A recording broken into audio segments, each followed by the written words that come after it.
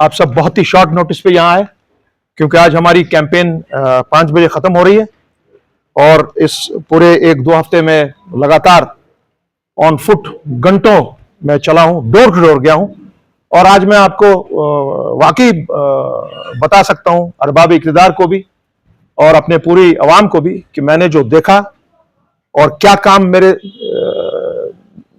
मैं कर सकूंगा यदि हबा कदल वाले बड़ी भारी अक्सरियत से मुझे असेंबली में भेजें। वो फैसला होगा 8 अक्टूबर को, मगर उम्मीद है कि will have a very good result. मैंने ये 2 इश्यूज में बांटा है इस आज की आपकी प्रेस कॉन्फ्रेंस को।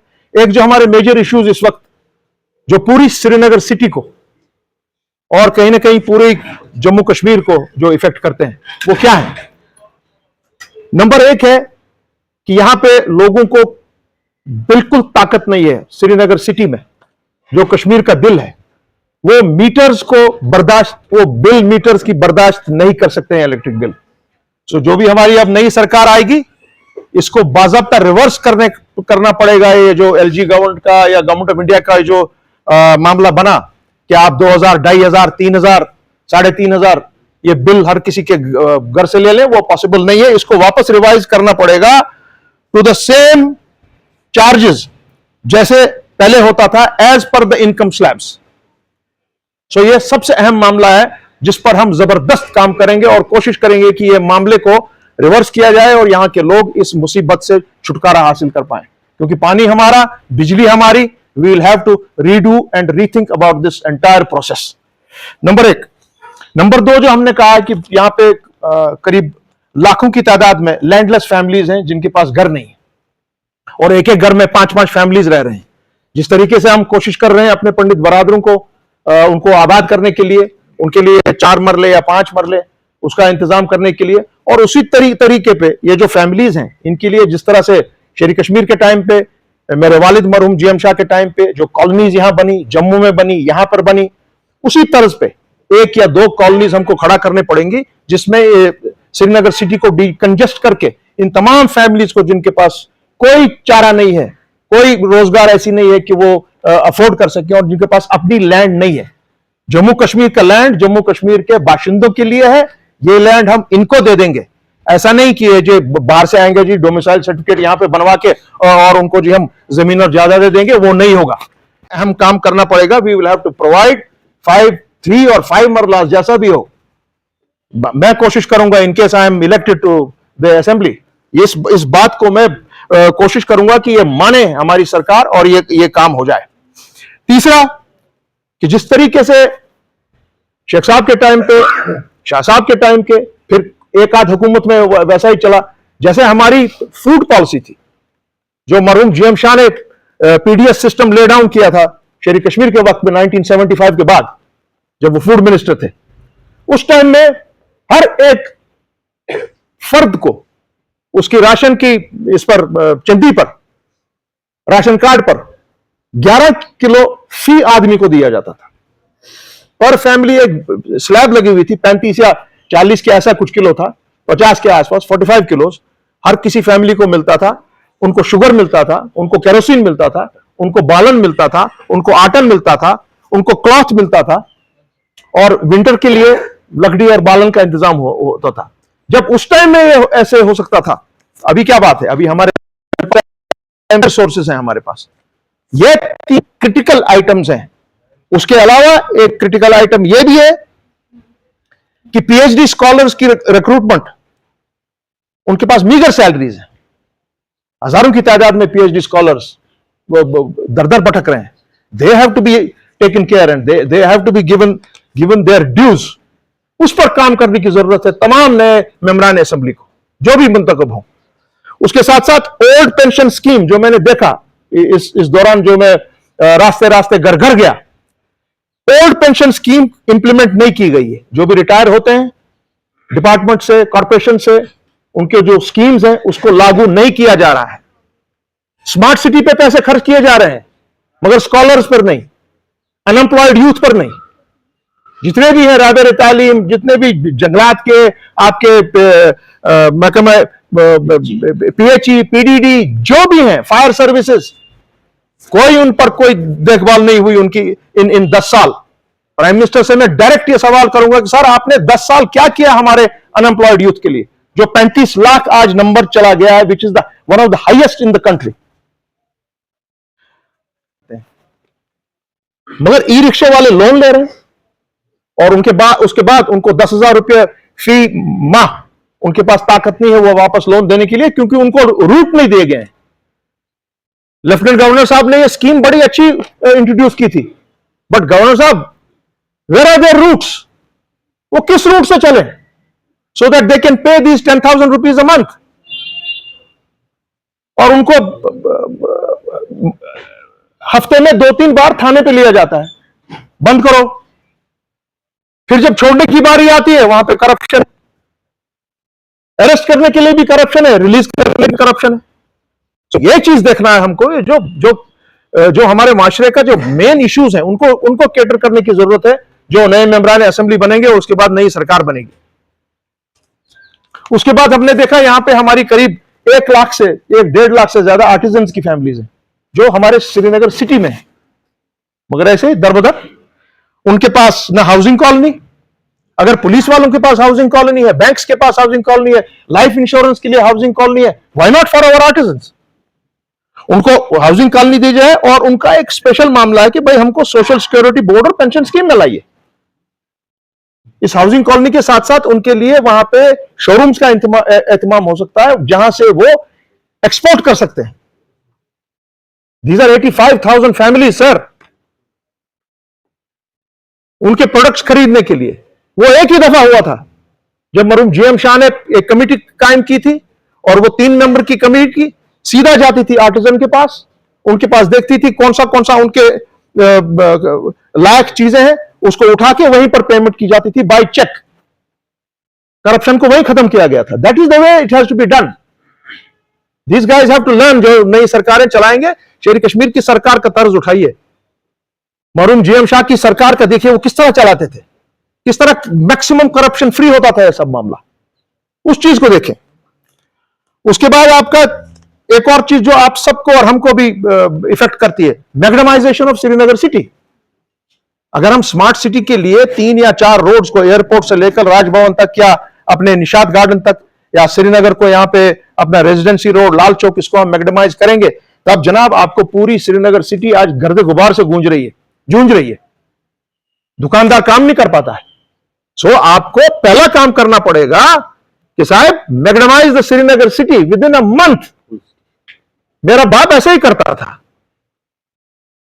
ऑर्डर कर दिया, 1 महीने में करना है, 1 महीने में करना है। जिस इलाके में ना हो उस इलाके का चीफ इंजीनियर, एग्जीक्यूटिव इंजीनियर, उसकी खैर नहीं होती थी। उसके बाद आपका एक बड़ा अहम मामला खुद आया है। We have to remove the media gag. जो मीडिया पे पाबंदी है, जो आपके हाथ पांव बंधे हुए हैं, आपको जनाब एक तो वो हटाना पड़ेगा। Freedom of speech, freedom of expression as per our constitution, it has to be given. और साथ ही ये कोई बात नहीं करता है भाई, इनके लिए ये गोलियों के सामने खड़े हो जाते हैं। इंश्योरेंस की पॉलिसी नहीं है इनके पास। या आपके मुझे अखबार वालों ने श्रीनगर सिटी में कहा जो वहां रहते हैं, और मैंने उसे प्रॉमिस किया कि मैं इसको अपने एजेंडा में शामिल करूंगा। And no social security. So हमारे जितने भी ये बड़े बड़े नेता यहां पे जो दावा करते हैं जी हम ये करेंगे वो करेंगे, चांद तारे तोड़ के लाएंगे, भाई ये काम है। चांद तारे छोड़ो, मीडिया का गैग हटाओ, इंश्योरेंस दो, सोशल सिक्योरिटी के दायरे में इनको लाओ।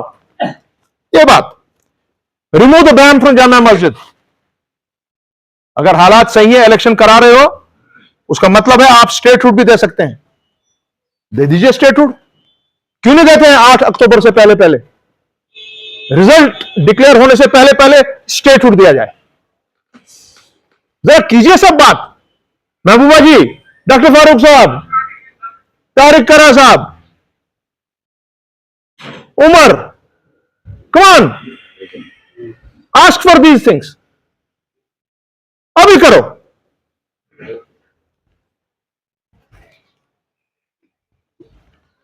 और एक अहम मामला आया, हिस्टोरिकल 3rd ब्रिज फतेह कदल, जिसपे अलामा इकबाल रहमतुल्लाह चले हैं, he has walked that bridge, उस ब्रिज को फुट ब्रिज बनाया है. Get it back to its old shape. That is a historical bridge where Allama Iqbal has walked. Bring it back to the same position as it was. उसके साथ साथ में labour class जो यहां की है, करीब 6.5 लाख फैमिलीज,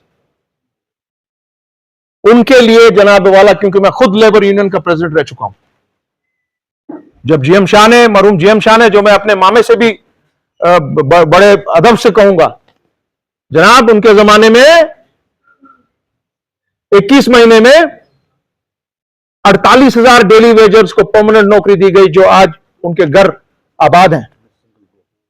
इन वन सिंगल शॉट 10,000 रिक्रूटमेंट्स हुई टीचर्स की. यूजर कौन है, किस इलाके में, वो क्या करता है, कहां से ड्रग लाता है, किसको देता है, किससे पैसे लेता है. It is one of the biggest source of corruption in Kashmir today.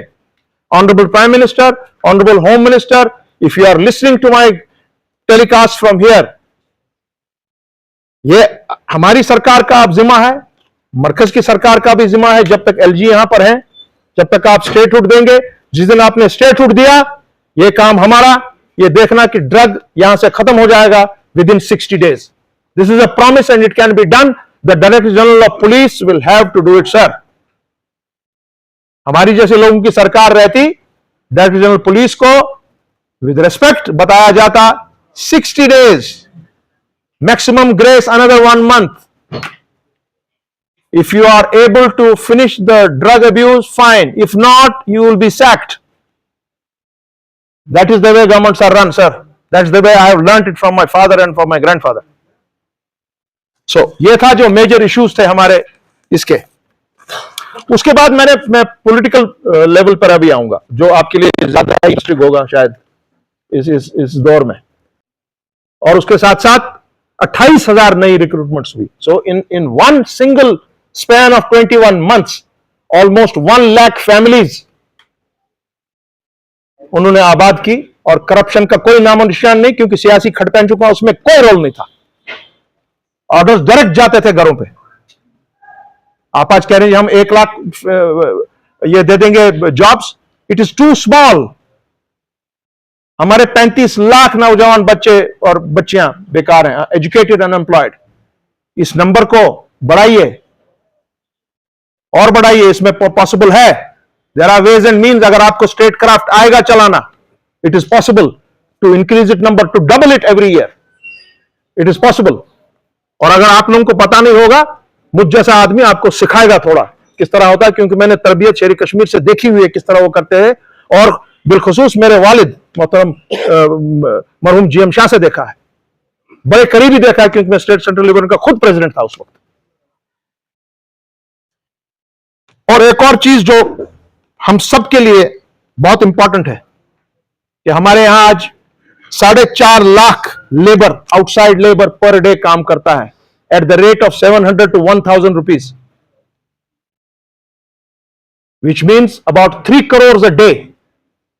यानी 90 से 100 करोड़ हम सिर्फ आउटसाइड लेबर को यहां पे पे करते हैं. और हमारी लेबर पता नहीं क्यों ये काम नहीं कर पा रही है जो बाहर के लोग कर पा रहे हैं. बाहर के लोग वेलकम है, जब तक उनको वो डोमिसाइल ना मांगे, दे आर वेलकम. मगर हमारी लेबर को, हमारी लेबर फोर्स को, हमारी लेबर यूनियंस को देखना पड़ेगा कि ये क्या बात है. क्योंकि हम यहां हमारे लोग 4.5 लाख लोगों को रोजगार दे रहे हैं पर डे. और आपको यह भी ताज्जुब होगा कि यहां पे 2.5 लाख बेगर्स हैं आज. 2.5 लाख बेगर्स. मोदी साहब सुन रहे हैं मेरी बात? 4.5 लाख लेबर को हम यहां फीड करते हैं पर डे. माशाअल्लाह कश्मीर में इतनी ताकत है, इतना मुसीबत में होने के बावजूद. और 2.5 लाख बेगर्स जो आपने वहां से यहां भेजे हैं एज टूरिस्ट, वो भी दिन का 100-200 रुपया वो कमा ही लेते हैं. सो इनके बारे में कुछ सोचना पड़ेगा. ये मामलात हैं जो मैंने आज देखे हैं, जो लोकली. और अगर कोई भी मुझे मामला छूट गया होगा, मैं माफी चाहता हूं अपने लोगों से. मैं बाज़ाब्ता तौर पर अपने नोट्स को और भी ज्यादा देख लूंगा कि क्या क्या चीजें हैं जो हमको ये सही करनी पड़ेगी. इसमें एक चीज बड़ी अहम है जनाब, जो ड्रग मेनेस है, जिस पर मैं बार बार बात कर रहा हूं। 24 लाख। भाई साहब जरा खामोशी इख्तियार करें प्लीज, खामोशी इख्तियार करें जी, उनको बताएं खामोशी इख्तियार करें प्लीज, ये बड़े सीरियस इश्यूज डिस्कस हो रहे हैं, काइंडली।